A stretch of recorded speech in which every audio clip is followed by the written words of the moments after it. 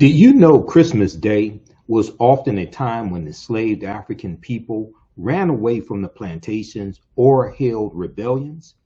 One of the largest rebellions started on Christmas Day, December 25th, 1831, in Jamaica, and is known as the Christmas Rebellion or the Baptist War.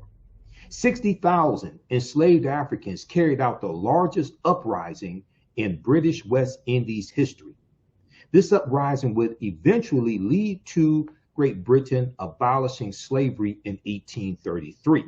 And this was part of the deliberations when they were deciding to abolish slavery.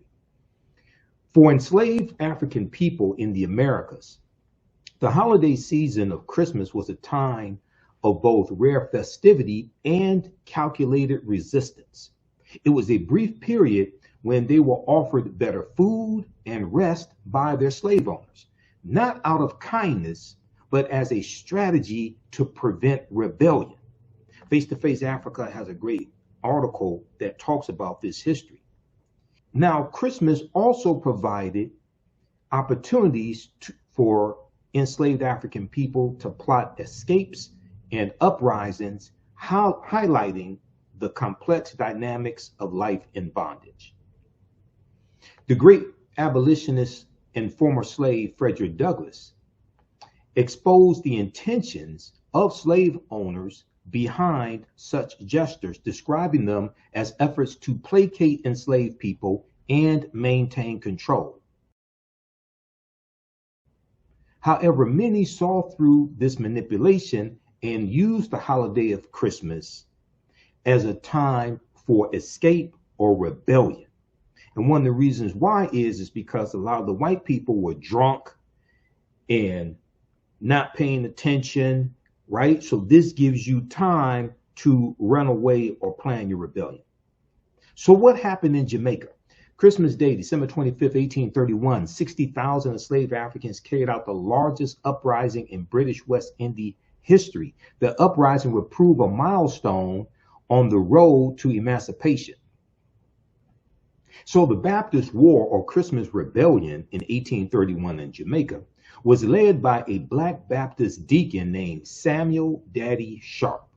Samuel Daddy Sharp originally organized enslaved Africans to participate in a peaceful general strike on December 25th, 1831, demanding wages and increased freedoms for enslaved African people. While nonviolence was intended, Samuel Sharp was under no illusions that the infamously violent planter class there in Jamaica, the white plantation owners, would respond in kind. The initially peaceful demonstration soon became a violent uprising, and out of a population of 600,000 enslaved African people, an estimated 60,000 took up arms to resist their oppression. Any pretense of a peaceful demonstration was lost when Kensington Estate was set ablaze by enslaved rebels, with the rebellion taking place in earnest soon after. So the Baptist War or the Christian Rebellion is going to last for 11 days. It was considered the largest slave rebellion in the British West Indies.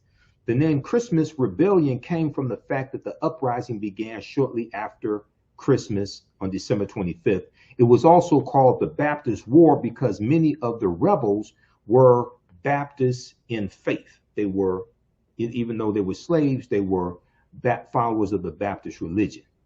Jamaica, like most British Caribbean colonies, was overwhelmingly a slave colony. The majority of the population were enslaved African people.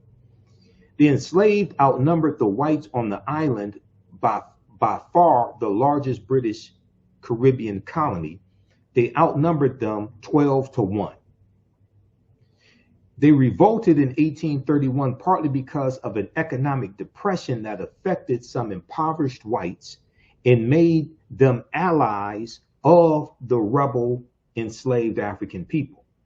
Tensions were high as well because the abolition of slavery was being debated in the British Parliament, and Jamaican planters, disturbed at the prospect, of losing their enslaved African people and slavery being abolished, made inflammatory speeches and wrote articles in the newspapers attacking the emancipation of African people.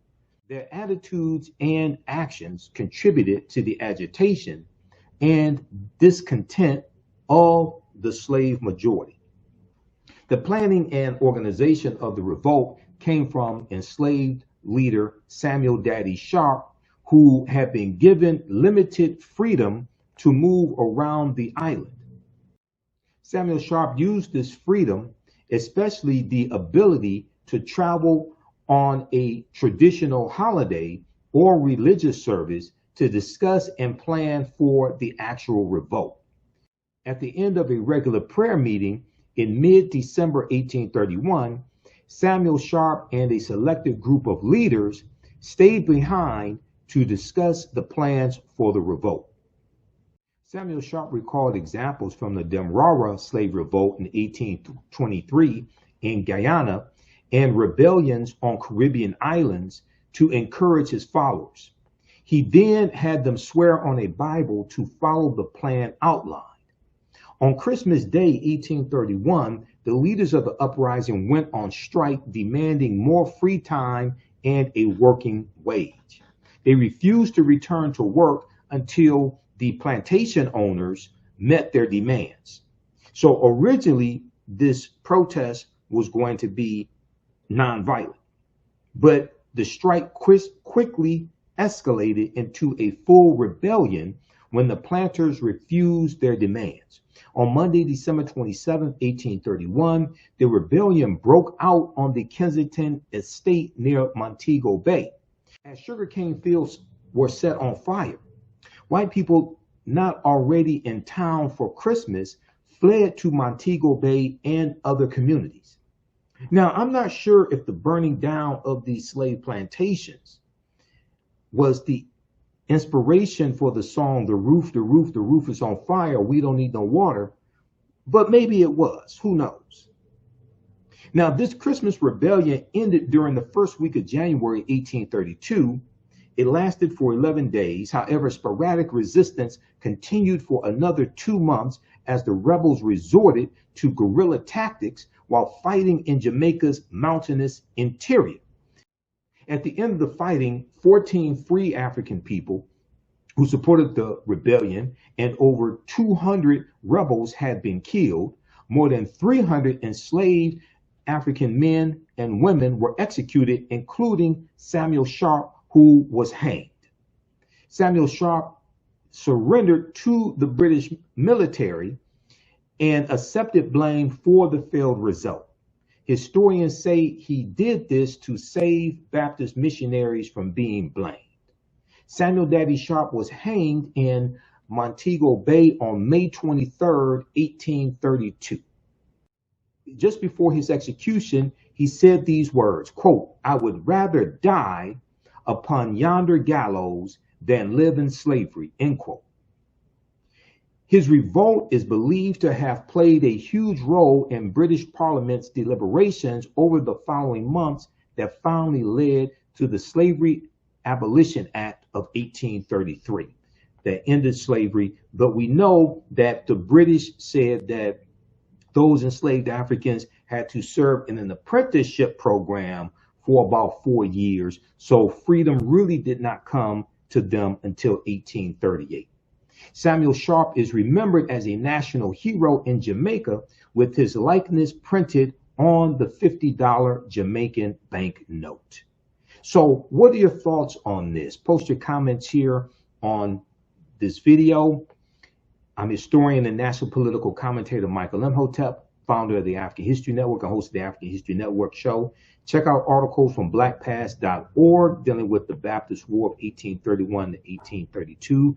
Also, the Jacobin has an excellent article dealing with the Christmas Rebellion of 1831, as well as face-to-faceafrica.com. Follow me on my social media platforms at the African History Network on Facebook and Fanbase, on YouTube and Instagram at Michael Imhotep, IMHOTEP. Watch the African History Network show on my social media platforms Sundays, 9 p.m. Eastern Standard Time. You can support the African History Network, $ the AHN Show through Cash App and through PayPal, paypal.me/the AHN Show. We have all of that information at our website, AfricanHistoryNetwork.com. Watch me on Friday, 6 p.m. to 8 p.m. Eastern Standard Time on Roland Martin Unfiltered, where I provide historical and political analysis, and register for my online history classes on Sundays, 4 p.m. Eastern Standard Time.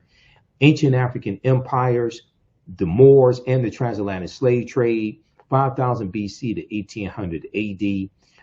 Class starts up Sunday, January 4th, 2026. Remember, right now is correct wrong behavior. It's not over till we win.